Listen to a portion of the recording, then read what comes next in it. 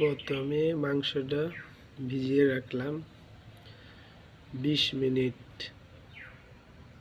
এরপরে মাংসগুলোকে মশলা দিয়ে কিছুক্ষণ রেখে দিব। প্রথমে 1 চামচ হলুদের গুঁড়া, তারপরে 1 চামচ মরিচের গুঁড়া, তারপরে 1 চামচ সজের গুঁড়া,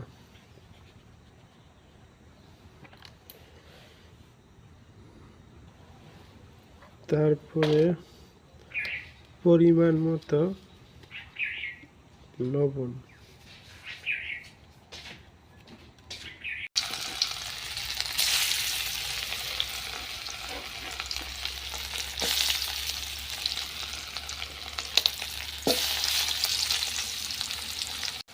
মশলাটা কষানো হয়ে গেছে। এরপর আলুগুলো দিব।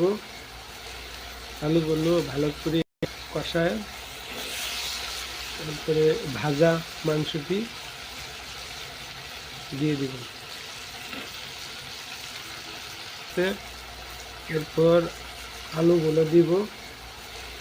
আলুগুলো ভালো করে কষায় তারপরে ভাজা মাংসটি